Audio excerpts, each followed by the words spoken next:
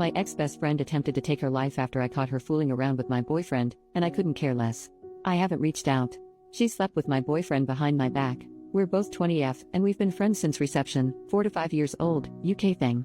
She was my sister, my rock, and we stood by each other through everything. When my parents divorced, she was there to offer a shoulder for me to cry on. When her grandmother died, I was there keeping her afloat throughout high school.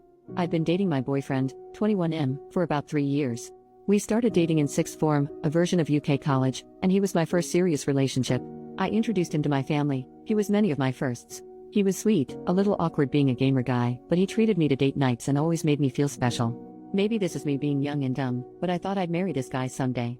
This was something I told my best friend. Well, about a month ago while my boyfriend was in the shower, I saw a text notification pop up on his phone. We look at each other's notifications all the time, so I grabbed his phone to see it. It was from her, asking if they were still on for tonight and if she should wear his favorite dress. He told me he was hanging out with friends and going drinking. Him going drinking with friends wasn't unusual, so I never thought anything of it, but in hindsight I wonder how much of him going out was with friends and how much of it was going out with her. I saved screenshots of their conversations. I sent them to myself. I show him the messages when he came out of the bathroom and demanded he explained himself about them. I couldn't contain how upset and angry and hurt I was. An argument ensued where I told him he was disgusting and I left his place. Shortly after arriving home, I started getting bombarded with calls and texts from my best friend. I answered none of her calls. I couldn't stomach hearing her voice, but her texts ranged from, "She never meant to hurt me. My boyfriend hit on her first. It didn't mean anything." Then it got angry, saying I should hear her out. If I was a real friend, I would take her calls. I'm being petty and childish for not listening to her side. Then back to sad, saying I was her closest friend in the world and she didn't want to lose me. My boyfriend was strangely quiet during this time. After a few days I got myself together enough to send them both messages. Maybe it was cowardly, but I didn't have the strength to call them. I told my now ex-boyfriend that we were done and I won't give cheaters any chances with me. He responded by trying to call me, but after the third or fourth attempt, he gave up. He sent me a final message saying it wasn't that big of a deal, that they just fooled around, but agreeing he didn't want to date me anymore. My ex-best friend was more persistent after I told her I wanted nothing to do with her. Day after day I'd get messages and calls from her, demanding to talk, demanding we resolve this, demanding I not say anything to anyone, saying she stopped seeing him, saying she'll unalive herself if I don't talk to her. Really messed up crap. I ended up confiding to a mutual friend about what was going on because I was seriously beginning to wonder if I was being a jerk. This friend reassured me that my feelings were justified. However, I wasn't expecting this friend to spread around what happened. The gossip spread like wildfire, and a few days ago my ex-best friend tried to take her life. I said nothing. I haven't visited her in the hospital. I haven't sent any messages to her family. Now her older sister keeps messaging me, telling me I'm a heartless bitch for leaving her at her lowest, for not trying to prevent this, and that everyone makes mistakes, and that her sister didn't intentionally hurt me. Maybe it does make me a heartless bitch, but I don't care. I'm relieved she survived, but I'll never forgive her. I'll never forgive her betrayal. She destroyed our friendship when she slept with my boyfriend. Update, 1 month later, hey again. It's been a while. First I want to thank everyone for all of their comments and support. In hindsight, I know now I wasn't being a bitch, but in the moment when I was being bombarded by texts and calls from her family, it's hard not to let those thoughts mess with your head. I didn't know if I was going to post an update, but some things have happened, so this might get a little long. Sorry. Thank fake names. Ex-BFF is Nikki. Her older sister is Tammy. My ex-boyfriend is Josh. I'll name anyone relevant as I go. So I mentioned in a comment that my mom wanted to speak to me later that day. I had a few replies warning me that she would try to pressure me into forgiving Nikki, and they were right. She came over to my dad's that evening and wanted a conversation in private.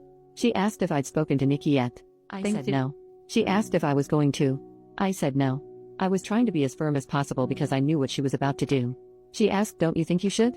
My response was, "No. I don't see why I should." I sent her a final message almost a month ago. This is where things began to really go south in the conversation.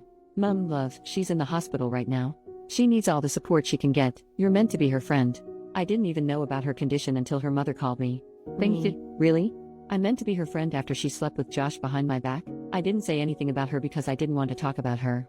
"Mum, are you really going on about a silly grudge? I understand she hurt you, but she's hurting so much more right now, love."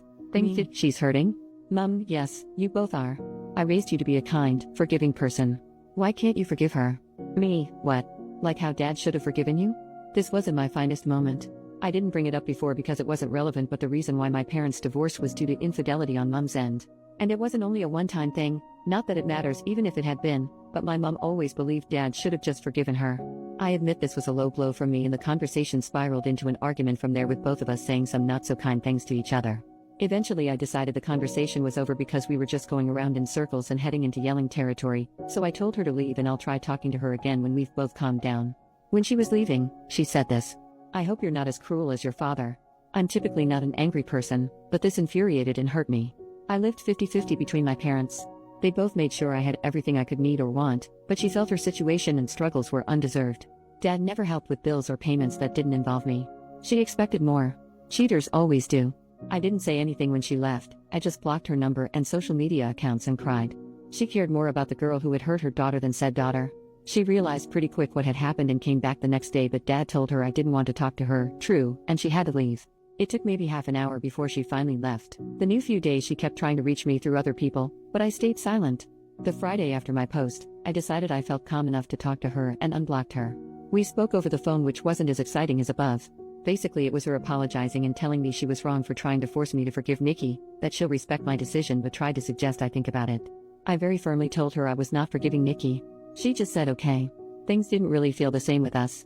I couldn't bring myself to be as chatty with her as I was before, and it didn't help that she kept giving me updates about Nikki. The first time she did it, she told me Nikki had been put on a 72-hour psych hold, assessed and eventually released. I told her I didn't want any updates on Nikki's situation. I won't stop her from checking in, but I didn't want to be involved. She complained and said she thought I'd want to visit her, but I threatened to block her again if she kept pushing, and she shut up. Nothing was mentioned about Nikki for a couple of weeks before Mom again broke my boundary and brought her up, telling me about how Josh had stopped talking to her and how Nikki needed a shoulder to cry on. I again told her I didn't want to know and this was her last chance not to bring her up or I would cut her from my life for good. She complained again but eventually promised it wouldn't happen again. Maybe I should have learned from my mistakes because I know my mother. She doesn't take no for an answer. It was really quiet for a while. My friends and I had all basically carried on from what happened, and even though I know a couple of them still occasionally talk to Nikki, they never bring her up around me or tell her how I'm doing, I hope. I thought I could finally close this chapter on my life, but nope. Today my mother called me and asked if I wanted to get lunch. I hadn't seen her in a while, so what was the harm? I head to the Weatherspoons we planned to eat at, and who do I find sitting with my mom? Mickey and her sister Tammy. As soon as Nikki sees me, she gets up and tries to hug me, but I just raise a hand and take a step back, and this girl has the audacity to look upset. Mom immediately knows she's messed up because she's scrambling with all of the excuses. "It hurts to see you two fall apart like this, you were so close. I thought you'd forgive her by now. And my favorite, she made a mistake, she misses you." During this time, Nikki has been quiet and I can see Tammy's glaring at me. I'm just so freaking angry and upset. I honestly didn't think she'd pull something like this. I wanted to leave and cry, but I looked at Nikki and said, for someone who's made a mistake, she sure hasn't apologized for it yet. She had this guilty look on her face and muttered something about me having her blocked and having no way to. I said, "Is that really all you have to say?" And she just looked at me confused. I was done. I turned to leave and her sister started yelling after me, saying that I owed Nikki a second chance with all the trauma I put her through, while Nikki was begging me to just listen to her and talk to her. I told them all to F off and never contact me again and left. I managed to get out of there before Tammy started a fight and went home, where I sent my mom a text a while ago telling her she'd better lose my number because she no longer has a spot in my life. Then I blocked her and just cried. My dad's been doing his best to comfort me, but it just hurts so bad that my own mother did this to me. So that's where things are at right now. I'll update if anything else happens, but this whole situation really freaking sucks. New update, 16 months later. Hey there, everyone. I'm the girl who made my ex-best friend attempted to take her life posts. I didn't think labeling this post like that really fit. I first want to apologize for taking so long to give you an update and to also thank you for your kind words. I've not been able to reply to many messages, and I've had a lot, but I've taken the time to read through every single one. I appreciate every single one of you. This Christmas has been amazing. I spent it with my family, with my dad. I went out Boxing Day night with my friends to party hard and regretted harder the following day. I'm in a much better place than I was back in December 2023. That's kind of why I struggled to give you all an update, because around Christmas and New Year's of 2023 I was not in a good place. I really needed to focus on myself and work on getting myself in a better place. As of January 2024, I have been no contact with my mother. Unfortunately, I've seen her since then, and I've done my best to avoid talking to her on the 3 occasions I've had to be in the same place as her. Not out of choice, mind you, but it is what it is. During Christmas 2023, she had expected that I was spending it with her and her side of the family. Given the events at that time, this was obviously not happening, and my dad told her as much. She lost her mind. She refused to take no as an answer leading up to Christmas. To the point Dad and I left for my paternal aunt's house on Christmas Eve to spend the night there. According to a neighbor, my birth giver showed up pretty early in the morning to catch us leaving, but was irate to learn we already weren't there. Thankfully, my aunt had moved house quite recently, so my mother didn't know the new address. But we came home to parcels completely destroyed on our porch the following Boxing Day. There was even a Christmas card labeled to me, but inside was a horrible letter from my mother, describing me as the worst daughter on the planet. That honestly destroyed me, and I spent New Year's a mess. It's difficult cutting off your own mother. I spent half of January of 2024 trying to fix things with her, but it came to a head when I realized I was the only one forced to compromise. I finally cut off contact, and it's been that way since. There's been more between then and now, but I think those are incidents I'll post on my Reddit page or in the comments of this post to prevent it from getting too long.